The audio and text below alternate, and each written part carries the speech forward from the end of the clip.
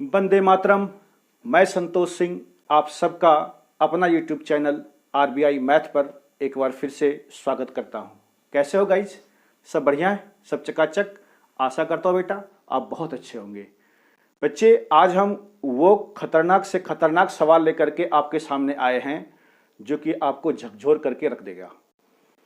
बेटे, ये इतना इंपॉर्टेंट क्वेश्चन है बिहार पुलिस के लिए कि आपका सिलेक्शन अब दूर नहीं है ना? तो आओ बेटा, देर न करते हुए हम क्वेश्चन को लेते हैं और एकदम से शॉर्टकट तरीके से कॉन्सेप्ट वाइज ट्रिक भी देंगे आपको। वो सारा चीज हम आपको सिखाएंगे। बस सिर्फ आप वीडियो को शुरू से लेकर के लास्ट तक देखते रहिएगा। बात समझ रहे हो? और एक एक चीज को समझने की कोशिश करना बेटा, ठीक है? चलो बच्चे, क्वेश्चन नंबर 1 देखो बेटे, अब आपके बोर्ड पर है ना भाई? आ जाओ, देखो जरा ध्यान से। क्वेश्चन क्या कहता है? एक छावनी में 540 सैनिकों के लिए 160 दिनों की राशन है। ठीक है? कितने? 540 सैनिकों के लिए 160 दिन के लिए। कहता है 10 दिन बाद उनमें से 60 सैनिक और आ गया। ठीक है? उनमें 60 सैनिक और आ गया तो कहता है अब यह राशन कितने दिन चलेगा? यह क्वेश्चन इतना वायरल है कि बिहार पुलिस क्या हर एक कंपटीशन में इस सवाल का महत्व बहुत ही ज्यादा है। बात समझ रहे बेटा? इसलिए ध्यान से समझना। हम एकदम बिल्कुल एक लाइन में आपको सवाल को समझाएंगे। क्लियर है? ध्यान से समझो। कहता है 540 सैनिकों के लिए, 540 सैनिक लिख दीजिए आप। 540 सैनिक के लिए 160 दिन की राशन की सामग्री थी। कितने दिनों की बच्चे? 160 दिन का था हमारे पास। ठीक है? कहता है 10 दिन बाद उनमें से 60 सैनिक और आ गए। उनमें 60 सैनिक और आ गए। कितने दिन बाद? 10 दिन बाद, है ना? तो 10 दिन बाद का मतलब होता है बेटा घटा देना। ठीक है? बाद का मतलब क्या होता है? घटा देना। तो 160 में से 10 आप क्या कर दीजिए? बाद कर दीजिए। तो बोलो बेटा कितना होगा? 150। ठीक है? क्योंकि 10 दिन बाद कह रहा है, 20 दिन बाद कहता तो हम इसमें 20 को घटा देते। बात समझ रहे हो? 150 ये हो गया। अब क्या कहता है? 60 सैनिक और आ गया। तो बताओ बेटा, बराबर कर दो। पहले से सैनिक था कितना? 540। ठीक है? और 60 सैनिक और आ गया तो 540 और प्लस 60 कितना हो जाएगा? 600। अब हो गया 600 सैनिक। कितने दिन चलेगा नहीं पता, हमने इसको बोल दिया कि ये भैया D2 है ना? M1 D1 वाला कॉन्सेप्ट है ये। ठीक है? MDH, ध्यान रखना इसको। और ये चीजें हमने आप पढ़ा रखा है टाइम एंड वर्क में भी। आप बड़े अच्छे से इसको देखना जा करके, सारा कॉन्सेप्ट बिल्कुल क्लियर हो जाएगा। ठीक है? अब करना कुछ नहीं बेटा, इसको आप काट दो फटाफट से। ये देखो 0 से 0 खत्म। ठीक है? ये भी 0 से 0 खत्म हो गया। खत्म हो गया बेटा? है? काट लो इसको। ये 5 तिया 3 बार में कटेगा ये, है ना? 5 3 पचे 15 और 3 दूनी 6। और ये कितना होगा? जल्दी से बताओ कितना? 2 बार में कटेगा ना भैया? ठीक है? काट लो ना जी। 2 दूनी 4 बचा 14, 2 सती 14 है कि नहीं है? अब आप इसको मल्टीप्लाई कर दो तो 5 सते 35 के 5, हाथ में 3 और 5 दूनी 10, 3 13, 135 दिन। D2 कितना हुआ बेटा? 135 दिन। यानी 135 दिन हुआ राशन जो है चलेगा। बात समझे? कोई दिक्कत तो नहीं है? ठीक है? बड़ा आसान सा चीज है ये, बस सिर्फ आपको कॉन्सेप्ट समझने हैं। ठीक है? और एक लाइन में ये सवाल आपका बन जाएगा। क्लियर है? तो ये छावनी वाला, सैनिक वाला सवाल बहुत इंपॉर्टेंट होता है। इस पर जरा सा नजर गड़ाए रखना हमेशा। बात समझ गए? और बेटा इसको हम मिटाते हैं और चलते हैं बच्चे क्वेश्चन नंबर 2 की तरफ, है ना? क्वेश्चन नंबर 2 ये बेटा एवरेज का सवाल है। ठीक है? देखना ध्यान से। कहता है 3 संख्याएं x, y और z का औसत n है। क्या कहा बेटा? 3 संख्याएं हमारे पास, x है, y है और z है। इसका एवरेज कहता है बाबू मेरे n है ना? ठीक है? तो आप जानते हैं कि अगर एवरेज में जितना संख्या दे रखा है उसको अगर हम मल्टीप्लाई कर देंगे तो हमें क्या मिलेगा सर? योगफल मिलेगा, है ना? ठीक है? नहीं तो ऐसे आप समझो ना बेटा, यही तो फॉर्मूला होता है। औसत बराबर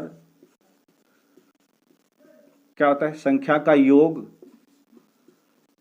अब बटे कुल संख्या, यही तो होता है। ठीक है, इसको जब आप कोना कोनी गुना करोगे तो बोलो बेटा औसत गुना कुल संख्या बराबर क्या हो जाएगा, योगफल हो जाएगा। अरे है ना, ठीक है। तो औसत में आप क्या करो, कुल संख्या से मल्टीप्लाई कर दो, तो क्या मिलेगा आपको, उसका योग मिलेगा, यानी इन तीनों संख्या का क्या मिल जाएगा आपको, योग मिल जाएगा। ठीक है, तो तीन संख्या है, 3 गुना n 3n। लेकिन हमसे पूछा कि ये नहीं सर, अच्छा और सवाल में दे रखा है xy प्लस YZ और प्लस ZX, इसका मान दे रखा है बाबू रे 0। ठीक है, तो हमसे पूछ रहा है x स्क्वायर वाई स्क्वायर तथा जेड स्क्वायर का औसत ज्ञात कीजिए। हमें इसके स्क्वायर का औसत पूछा है, बात समझे कि नहीं। ठीक है, तो आप करोगे क्या बच्चे, बोलो ना हाँ या ना। ठीक है, तो आप भी कर दो क्या, नहीं तो हम आपको समझा देते हैं। a प्लस बी प्लस सी का होल स्क्वायर दोनों तरफ आप वर्ग कर दीजिए, तभी तो स्क्वायर मिलेगा आपको। तो बताओ a प्लस बी प्लस सी का होल स्क्वायर का फॉर्मूला क्या होता है, ये आप जानते हो, A square plus B square plus C square, है कि नहीं, होता है ना ए बी सी का। यहाँ एक्स वाई जेड जेड है तो X square Y square Z square होगा, प्लस 2 इंटू ए बी की जगह पे क्या है हमारा एक्स वाई, उसी प्रकार से वाई जेड और प्लस जेड एक्स। ठीक है, इधर क्या होगा बेटा, 3 तिया 9 और n का स्क्वायर n स्क्वायर, हाँ या ना, समझ पाए। आइए अब देखो, इसकी वैल्यू दे रखी है हमें सवाल में कितना, 0, तो ये सब यहाँ से यहाँ तक क्या हो जाएगा आपका, 0 हो जाएगा। ठीक है, यानी कि ये हो गया हमारा X square plus Y square plus Z square बराबर 9n स्क्वायर। बोलो बेटा कोई दिक्कत है, समझ पाए इतनी सी बात को। अब ये क्या हो गया, X square plus Y square plus Z square का योगफल, और हमसे पूछा है इसका औसत, तो तीन संख्या है जी, तो खाली इसमें 3 से आप डिवाइड कर दीजिए, तो ये कट जाएगा आपका। ठीक है, तो ये हो गया 3n स्क्वायर।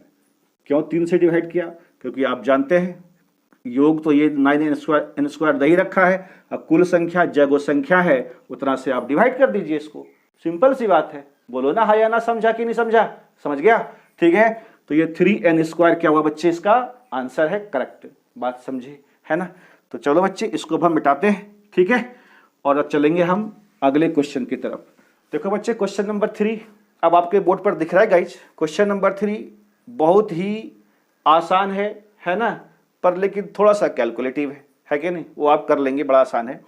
कहता है किसी स्कूल में स्कॉलरशिप की राशि 1,00,541 आवंटित की गई। लिख दीजिए आप इस राशि को 1,00,541।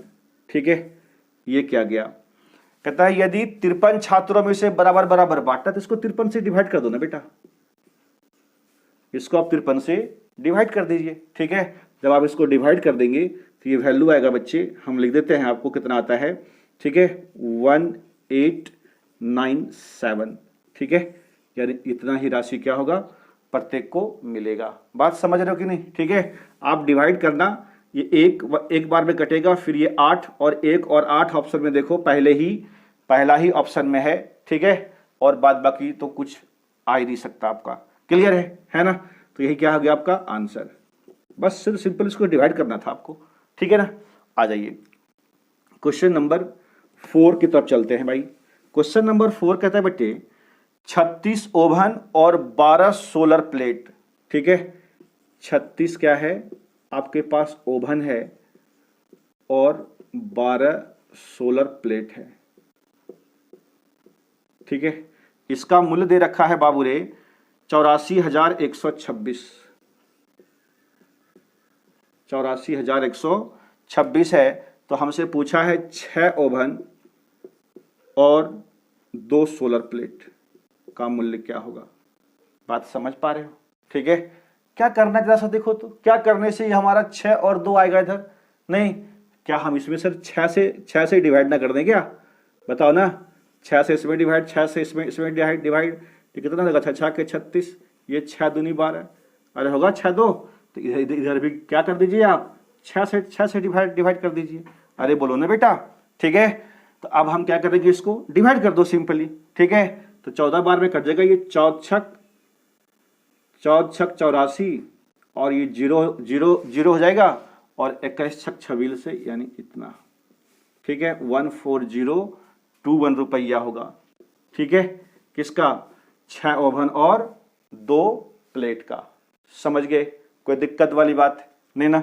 बहुत सुंदर। तो ये बेटा था क्वेश्चन नंबर 4 कराया आपको, ठीक है। फटाफट से बेटा मिटाते हैं, ठीक। अब हम चलते हैं बेटा क्वेश्चन नंबर 5 की तरफ। क्वेश्चन कहता है गाइज 45,400 रुपए की राशि है, प्रिंसिपल दे रखा है भैया 45,400,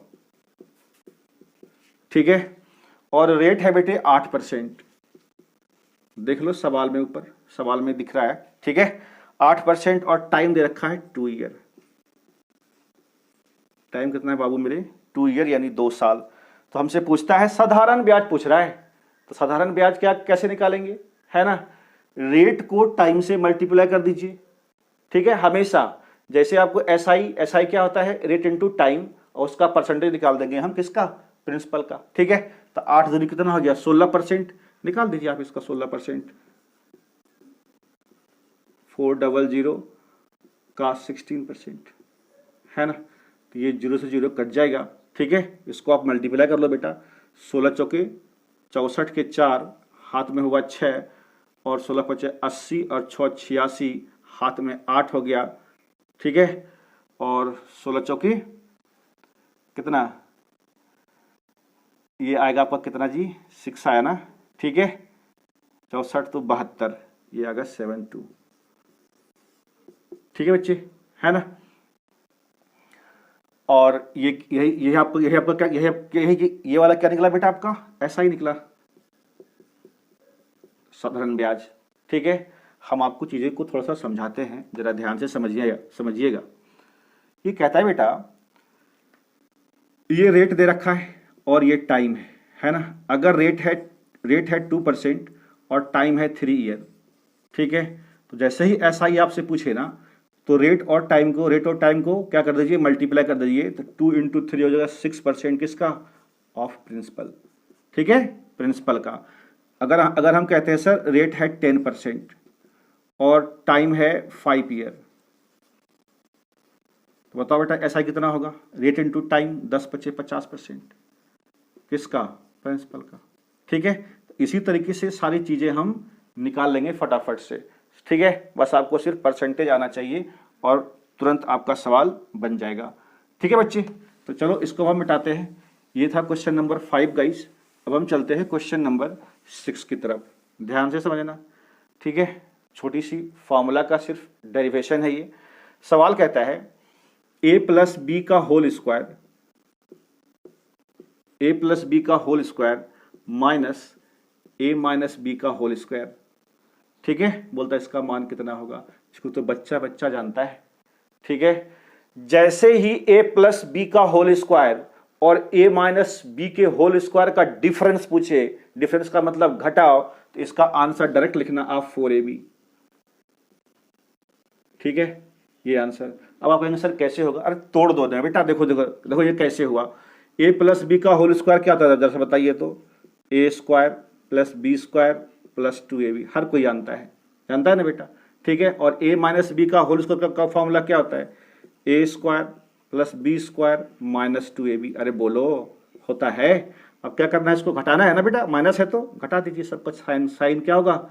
चेंज हो जाएगा। तो ये बोलो, ये कट गया, ये प्लस प्लस प्लस हो जाएगा, 2ab + 2ab कितना होगा सर? 4ab ही तो होगा, ठीक है। और इस चीज को एकदम डायरेक्ट याद रखना, क्योंकि इसके बेस पे एग्जाम में सवाल आता है, बहुत ही खतरनाक से खतरनाक। बात समझ रहे हो कि नहीं? तो a + b का होल स्क्वायर और a - b के होल स्क्वायर का यदि आपसे डिफरेंस पूछे, उसका आंसर होगा 4ab। और यदि यहाँ पे प्लस दे दे, अर्थात a + b का होल स्क्वायर और प्लस a - b का होल स्क्वायर, तो उसका आंसर डायरेक्ट लिखना 2 × a² + b²। बात समझे कि नहीं समझे? ठीक है, ऐसा ही निकलता है। पर यहाँ पे हमने आपको समझा दिया, इस कॉन्सेप्ट के बेस पे सवाल डायरेक्ट आपके एग्जाम में पूछेगा। बात समझ रहे हो कि नहीं? ठीक है, तो चलो बच्चे, ये भी आपने समझ लिया बड़े आसानी से। क्वेश्चन नंबर ये 6 था सर, इसको अब हम मिटाते हैं और चलते हैं गाइस अगले क्वेश्चन की तरफ। क्वेश्चन नंबर 7 कहता है, बेटा जरा ध्यान से समझना, कहता है राम की आय 2000 रुपया है। राम का जो आय है ना बाबू रे, वो कितना है? 2000। ठीक है। कहता यदि वह 300 रुपया खर्च कर दिया। खर्च कितना किया बेटा? खर्च किया 300 रुपया। ये इसका इनकम है और ये इसका एक्सपेंडिचर है। बात समझे कि नहीं समझे? तो 2000 कमाया और 300 रुपया सर खर्चा किया, तो कहता है वह कितना प्रतिशत खर्चा करता है, कितना परसेंट खर्चा किया। तो निकाल दो ना, इसको काट लो, 2 जीरो से 2 जीरो ये खत्म। ठीक है, कितना परसेंट खर्च किया, तो खर्च ये पूछ रहा है और खर्च किस पर निकलेगा सर? आई इनकम पर। तो 3/20। अब परसेंट निकालने के लिए गुना 100 कर दो, ये हो गया 20 25 100, यानी 15% वो खर्च करता है कि नहीं? ठीक है, 2000 का 15% आप निकालेंगे तो कितना आ जाएगा? 300, यानी यही 15% क्या करता है? वो खर्च करता है। ठीक है, बड़ा आसान सा सवाल था। क्लियर है? बात को समझे। अब चलो बच्चे, हम चलते हैं अगले क्वेश्चन की तरफ। क्वेश्चन नंबर 8 सर अब आपके बोर्ड पर दिख रहा है गाइज। ठीक है, क्वेश्चन नंबर 8 क्या कहता है? कहता है सर ए बी का मध्यानुपाती ज्ञात कीजिए। ये क्वेश्चन प्रोपोर्शन का है। ठीक है, आप ध्यान से समझना, हम आपको चीजें को समझाते हैं। अच्छा, तो बच्चे को याद रहता है रूट अंडर ए बी पर आता कैसे है, ये समझना आप। हमसे पूछ रहा है जी ए और बी का मध्यानुपाती। ठीक है, ए और बी का सर क्या पूछ रहा है हमसे? मध्यानुपाती पूछ रहा है। कैपिटल लिख दो। ठीक है, कैपिटल अगर सवाल में क्वेश्चन में होगा तो कैपिटल कर देना। ठीक है, स्मॉल है तो स्मॉल, इससे कोई फर्क नहीं पड़ता। ठीक है, बस आप सिर्फ कॉन्सेप्ट को समझिए। जैसे ही मध्यानुपाती को हम लोग द्वितीयानुपाती भी कहते हैं। बात समझ रहे हो कि नहीं? तो जैसे ही मध्यानुपाती पूछे तो सबसे पहला काम आप 1 2 3 4 लाइन ऐसे करके खींच देना। ऐसे बच्चों को ये याद रहता है कि रूट अंडर ए बी होता है। ठीक है, पर क्यों होता है ये आप समझिए। ठीक है, और बीच में दीजिए आप प्रोपोर्शन का चिन्ह। क्लियर है? ये कहते हैं बेटा इसको प्रथमानुपाती, यहां से यहां तक मध्यानुपाती, और ये हुआ तृतीयानुपाती। बात समझ रहे हो कि नहीं? तो आप जिस क्रम में है उस क्रम में बिठा दीजिए। ए यहां से यहां तक तो बेटा सेम प्लेस है, तो यहां होगा बी, और ये भी बी, सेम प्लेस है ना? ठीक है, यहां से यहां तक मध्या कहलाता है या द्वितीया कहलाता है, जो भी बोलिए आप। और ये हुआ तृतीया। ठीक है, तो जो मध्यानुपाती निकालना था ना आपको बेटा, तो हमने इसको मान लिया हमने मध्यानुपाती को x। क्लियर है? ठीक है, और यहाँ पे कौन बच गया? b। बस कुछ नहीं करना आपको। अब इसको आप सॉल्व कर दीजिए। दूर वाले को दूर से मल्टीप्लाई कीजिए, नजदीक वाले को नजदीक से मल्टीप्लाई कीजिए। तो x गुना x कितना होगा? x², और दूर वाले को दूर से करेंगे तो a गुना b यानी ab। तो x की वैल्यू बोलो बेटा कितना होगा? Root under A B. है कि नहीं? ये कैसे होता है ये आज आपने सीखा। ठीक है, तो ए और बी का मध्यानुपाती क्या होगा? Root under A B. जिसका भी पूछे, अगर प्रथमा पूछता तो प्रथमा को x मानते। ठीक है, और इसको यहां पर a डालते, यहां पर a और यहां पर b। क्लियर है? तो वहां से प्रथमा भी निकल जाता आपका। बात समझ रहे हो कि नहीं समझ रहे हो? तो ये है कॉन्सेप्ट। समझे भैया? ठीक है, कैसे रूट ए बी आया ये आपने समझा। अभी तक तो आप सिर्फ इसको रट्टा मारे होंगे। ठीक है, नहीं तो फिर ऐसे रटने से कोई फायदा है नहीं। ठीक, और बेटे ये भी देखो क्वेश्चन एवरेज से ही है ना? अभी आपको एवरेज का कुछ कॉन्सेप्ट समझाया था। कहता है 8 संख्या का औसत 20 है। ये 8 संख्या है, इसका एवरेज दे रखा है बेटा कितना? 20। तो अभी समझाया आपको सर, एवरेज को हम संख्या में मल्टीप्लाई कर देंगे तो क्या मिलेगा सर? योगफल मिलेगा। गुना कर दीजिए ना, 8 दूनी 16, 160। क्या हुआ ये? 160 क्या है? योगफल है। किसका? इन 8 संख्याओं का। क्लियर है? अब कहता है एक नई संख्या जोड़ने पर, पहले से तो 8 संख्या था आपके पास, एक संख्या और उसमें ऐड कर दीजिए। तो बताओ बेटा अब संख्या कितनी हो जाएगी? 9। ये करने पर होता क्या है? तो सवाल में कह रहा है औसत 10% बढ़ गया। तो आप बताइए सर, 20 का 10% यदि आप निकालेंगे तो ये 0 2 कट जाएगा, यानी कितना बढ़ जाएगा सर? 2 बढ़ जाएगा। तो 20 था, अब कितना हो गया? 22। अरे बोलो ना हाँ या ना? ठीक है, तो अब बताओ मेरे बच्चे, अब इसका योगफल कितना हो जाएगा? गुना कर दीजिए इसको, 9 दूनी 18 के 8 हाथ में 1, 9 दूनी 18 1 19, 198। क्लियर है? बात को समझ पा रहे हो ना? बहुत बढ़िया, ध्यान से समझना बेटे। अब हमसे यहाँ से पूछता क्या है, तो वह नई संख्या क्या होगी, यानी जो संख्या आपने जोड़ा। तो ये बेटा 9 क्यों हुआ? क्योंकि आपने इसमें एक एक्स्ट्रा संख्या को ऐड किया है, तो इसको इसमें से घटा दीजिए आप। ठीक है, तो 9 में से 8 गया 1, ये जो 1 निकला वो क्या था? जोड़ी गई संख्या था। पर इसका वैल्यू क्या होगा जरा देख लीजिए आप। 198 में बच्चे 60 घटा दो आप, तो 8 में से 0 गया 8 और 9 में से 6 गया 3 और ये खत्म हो गया। यानी ये जोड़ी गई संख्या क्या था हमारा? 38 था। बोलो ना सर हाँ या ना? समझ पा रहे हो बेटा? हैं, देख लो कितनी गर्मी में हम आपको पढ़ा रहे हैं। ठीक है ना बेटा? बस हम आपसे कुछ नहीं मांगते, लाइक कर दीजिए, सब्सक्राइब तो करना ही है आपको, है मर्जी है आपकी, लेकिन बेटा शेयर जरूर कर देना। ठीक है, ये रिक्वेस्ट है आपसे। 38 बात समझ रहे हो? इसका आंसर कितना है सर? 38। आ जाओ गाइस, अब हम चलते हैं क्वेश्चन नंबर 10 की तरफ। क्वेश्चन नंबर 10 कहता है भैया, एक आयताकार मैदान का क्षेत्रफल 500 वर्ग मीटर है। क्षेत्रफल है बेटा आयत का, कितना? आयत का क्षेत्रफल है सर 500 मीटर स्क्वायर, है ना, वर्ग मीटर है। कहता है इसकी लंबाई चौड़ाई से 25% ज्यादा है। लंबाई चौड़ाई से 25% ज्यादा। अगर ये 100 होगा तो ये कितना होगा? 125 होगा। अरे बोलो ना हाँ या ना? काट लो ना आप इसको। ये हो गया 20 25 100। ठीक है, 20 25 5 से काटे, 20 से काट रहे बेटा, 5 से। ठीक है, इसको आप काट लीजिए तो ये कितना हो जाएगा? 2500 के 100 और 25 25 25 से। हाँ या ना? ये चौड़ाई था, ये लंबाई था। हमें दे रखा है क्षेत्रफल, तो बताओ बेटा क्षेत्रफल क्या होता है? लंबाई गुना चौड़ाई। ठीक है, तो 5 चौका कितना हो गया? 20। ये 500 में आप 20 को डिवाइड कर दीजिए, ये 0 हो जाएगा, ये 25 और लास्ट में करना क्या? इसका वर्गमूल, यानी कितना हो जाएगा? 5। ठीक है, अरे बोलो ना हाँ या ना? क्या होगा ये? 5। अच्छा, ये वर्गमूल क्यों किया ये नहीं समझे? हम आपको समझाएंगे अभी तुरंत, पहले आप समझ लीजिए इसको। तो कहता है इसकी चौड़ाई ज्ञात कीजिए। चौड़ाई है कितना बेटा? 4, इसमें 5 का मल्टीप्लाई कर दीजिए, 5 चौके 20। ठीक है, यानी 20 मीटर क्या है इसका? 20 मीटर क्या है इसकी चौड़ाई है। आइए हम आपको ये चीजें समझाते हैं। अच्छा देखो बेटा, ये क्षेत्रफल दे रखा है ना जी, लंबाई गुना चौड़ाई, लेकिन ये क्या है? ये तो रेशियो है, ये तो एग्जैक्ट आंसर है नहीं। पर लेकिन आपका जो क्षेत्रफल है ये क्या है? ये तो एग्जैक्ट है। ठीक है, तो एग्जैक्ट बनाने के लिए क्या करते हैं हम? इसमें किसी भी अल्फाबेट से इसमें मल्टीप्लाई कर देते हैं। बात समझ रहे हो कि नहीं? ए से लेके जेड तक जो मर्जी आपकी कीजिए। तो हम नहीं, आप एक्स से बचपन से फैमिलियर हैं। ठीक है, तो आप एक्स से मल्टीप्लाई कर दीजिए, संख्या ये क्या होगा? रेशियो एग्जैक्ट बन जाएगा। यानी लंबाई हो गया सर हमारा अब कितना?